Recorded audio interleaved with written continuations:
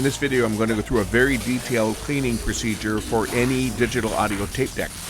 This is normal maintenance. It's something that should be done on a regular basis to prevent problems and increase performance. Let's check it out.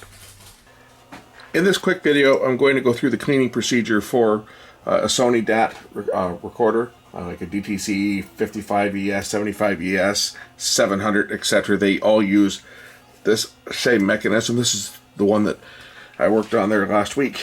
I've been running this thing extensively, getting it ready to ship back. So I've probably put 30 tapes through it. So before sending it on its way, I'm going to give it a good thorough clean, because I don't know what it could be picked up from my tapes, but my tapes are all old. So I want to make sure it's good and clean before going back. One of the things that you'll notice on a deck like this is if they get contaminated, they may play just fine, but your fast forward and rewind will be quite sluggish. And the reason that that happens on this design is because of friction between the tape and the stationary portions of the tape transport. So the lower drum and the guides. So we want to make sure that we clean these machines really well with isopropyl alcohol and a cotton swab. Now you have to avoid obviously touching the heads. You don't want to touch the heads with the cotton swab because they could be damaged. So you have to avoid the heads. Sometimes it's easier to remove the transport itself to do it, but it's not necessary. But what you need to clean is you need to clean every part that the tape makes physical contact with. And inside here there are several places that make contact with the tape. I know it's hard to see with the front loader in place, but if I tilt the deck maybe a little better, you can probably see it. But I will point them out. This is going to be quite a detailed, I think, instruction on how to do it. And I have a dummy mechanism that we can go over, which I can take the front loader off. It might have a few pieces missing off of it, but we're going to clean this one, and then I'll show you on the dummy mechanism where we're cleaning. This is quite important because what happens is, especially if a unit has been sitting for a while, is that contaminants from the air will get onto some of the stationary guides, and they will cause the tape to slightly adhere to it. And when that happens, it will affect the rewind and fast forward ability of the machine, because it monitors the tape tension very closely. So we want to get in here and we want to clean all these metal parts that the tape can make contact with. And then we're going to let this unit thoroughly dry before we put a tape into it when we're done. So there's another guide post down in here. Of course, there's the pinch roller and the capstan. And we've got a couple rollers down in here that need to be cleaned. And the pinch roller. Now remember, I cleaned this machine when I was working on it. So anything that comes off of this now will be just dirt that was picked up from the tapes that I've been running through it over the past several days that I've been testing this machine. And I think you'll be quite surprised at what comes off of this. I'm going to clean the angle posts as well on the two guides that the tape makes contact with. And then this roller over here. And there's another roller over here. And I'm going to do the lower drum. I'm going to use the other side of the Q-tip for that, because by this point, this one is probably getting quite dirty. As you can see, that is what's come off this machine after just running a couple tapes through it multiple times. It's picking up dirt. And this will cause problems, especially on fast forward and rewind, because the tape starts to adhere to the guides, and as that's happening, it slows it down slightly. And the circuitry is so sensitive, it's monitoring the motor speed, and it's also monitoring the tape position. It will actually slow it down. It starts to detect that there's a drag on the tape. It will actually slow it down to prevent damage to the tape. And if it gets below a certain point, it will actually stop. And then the only thing you can do is eject the tape. So cleaning these transports manually from time to time is actually quite important. The lower drum is also important to clean. The lower drum is the portion that the heads are not on. They're on the upper drum. The upper drum itself, because it's spinning it between 1000 and 2000 RPM, generally isn't going to cause the tape to stick to it. But the lower drum, it's stationary, the tape definitely will stick, or can stick to that. So what we need to do is we need to position the heads so that the heads are not facing where we are working. And fortunately, we can see the heads. If we look at the head, we'll see that there's a head back here. So we know that the other head is directly opposite. So if we just move the heads kind of out of the way like that, now I can get into this lower drum and I can clean the lower drum without worrying about the head. And we've got to make sure that we keep the heads out of the way so that when I go in here to clean the lower drum, there's no head to make contact.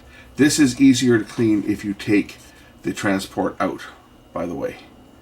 We're just going to go in here and we're going to clean the lower drum, all the while keeping the actual heads turned out of the way. The tape only makes contact with the drum for 90 degrees, so you don't have to clean the whole thing, but you want to clean this portion that's as close to the bottom edge as possible, because that's where the friction will be the highest. So once you clean that, let the machine dry for probably 10 minutes just to make sure that there's no residue left. So while the machine dries, I'm going to go grab my demonstration transport so I can show you exactly what we're cleaning. We'll call this my trainer transport. This is the one that the head drum, the motor, is shot on. The head disc is probably fine, but I don't know how to separate it from the lower drum. But the heads on this are probably just fine. Maybe heat it up and it pops off. I don't know. Never tried taking one of these off from the lower drum. Or maybe a bearing on the other hand and it'll pull right through. Anyway, not concerned about that right now. So how we clean this is we wet our Q-tip, cotton bud or whatever. These are the parts that we really want to make sure that we clean well. And again, they're hard to reach. If you feel comfortable taking the cassette loader out, then it makes it a little bit easier to get to. But if you're not comfortable taking the cassette loader out, don't do it. But you need to clean these guys here. This one, right, and then this one here needs to be cleaned. This roller needs to be cleaned. This guide here needs to be cleaned. This back tension arm should also be cleaned. As with this roller, or this guide, I should say, and this roller. The pinch roller has been robbed off this one, but the pinch roller normally would sit there. And then of course this guide here, you want to make sure that one is clean as well. And this over here, this stationary guide right there, as with the stationary guide here. And the lower drum that we want to clean is this portion, mainly this portion right here on this side, right?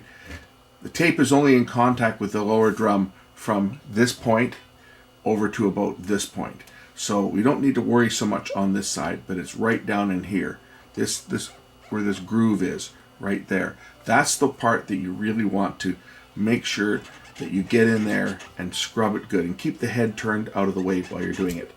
Because what will happen is dirt and debris, and if the unit has been used in a smoky environment or anything, any contaminants in the air, will adhere to any of these parts. And because the mechanism stays loaded when it's rewinding and fast forwarding, any adhesion to the lower drum or any of these parts will cause the tape speed to be irregular, and it can even cause it to stop when you're fast forwarding or rewinding. When you're in playback mode, it's not generally an issue because the tape is being pulled through from the capstan and pinch roller, and the tension is being regulated here by the tension regulator. So it's not monitoring the tape spools turning. But when you're in rewind and fast forward, it's still, the head drum is still spinning. It's still reading the time code off of the tape, or what's sometimes called the absolute time, but it's really a time code. On these consumer decks, they only display hours, minutes, and seconds. On the professional decks, they would display hours, minutes, seconds, and frames. And there is 100 frames for every 3 seconds of running time. So which is kind of a goofy way of saying second number 1 has 33 frames, so does second number 2, and second number 3 has 34 frames. Silly, huh? So it'll go 33, it'll go, the counter, the frame counter will go from 0 to 32, 0 to 32, then 0 to 33, and then repeat. Anyway, that's beside the point. It's reading it off the tape as the tape is moving. So the tape stays loaded. It's in contact with these stationary guides like this one here. The back tension band is pulled back. The back tension arm is pulled back, but it is in contact with that guide, this roller, that guide, this roller, this guide, and these two stationary rollers or guides over here. Tape is in contact with them at all times while it is being rewound or fast forwarded, and that can cause tapes to slow down while they are being fast forwarded and rewound. For those interested in taking the cassette basket off, I should have shown you how to do that, but I'll show you how to put it back on. It's just a couple screws. So it kind of sits in, there's a groove over here, it kind of sits in like that, and then this little cog fits into this cam, just like this, and it's just held in place with a couple screws. There's a longer screw on one side and a shorter screw on the other. So when this is open, this opens and closes like this, you see, drops down in place. But when this is open, there's a short screw that goes in here and holds this together.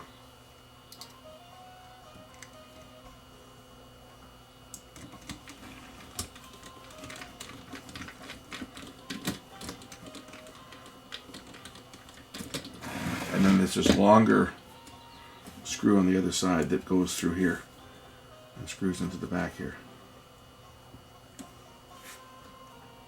I don't even know if this front loader works properly on this one. It might not work.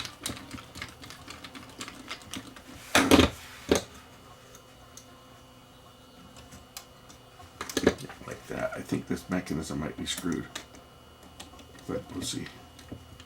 So when you load the tape, it pulls the tape in and flips it down. It lifts up. Yeah, this mechanism does have a problem, but it lifts up, lifts the tape up, and then flips it open. What's it off of? It's missing something over here, I think, on this side.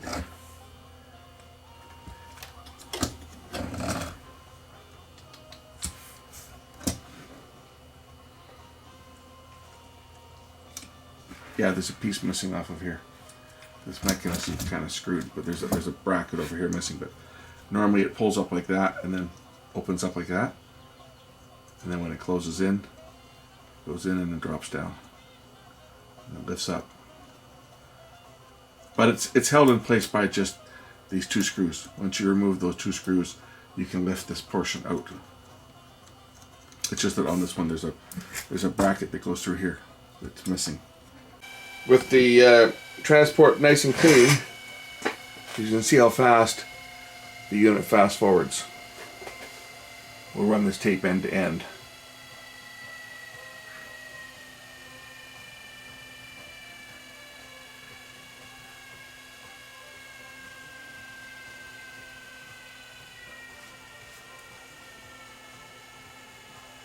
It is normal for them to slow down as you get closer to the end of the length of tape too.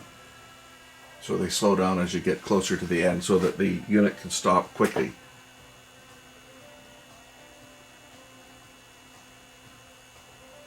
And it should stop right about now. And then rewind.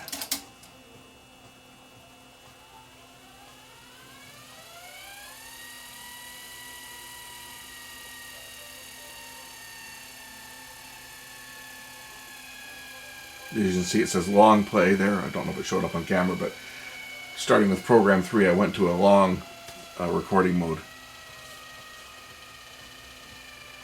And what's on this tape is just some logs I made. When I was down in Southern California back in the 80s, there was some cool radio stations that we didn't get here, obviously. And I was filming my vacation on my Sony CCD V5000. So after I'd finished shooting for the day, I sat in my car and I plugged the camera into the line outputs on my FM tuner and dubbed in music, because the V5000 you could dub digital sound. I already had the analog hi-fi stereo sound So I dubbed music onto it. So I've taken those tapes and I've dubbed the soundtrack that I dubbed onto these high 8 tapes. I've dubbed them onto DAT tapes. Anyway, as you can see how quick that rewound there. That's what you want to do with these machines if you're having problems with fast forward and rewind.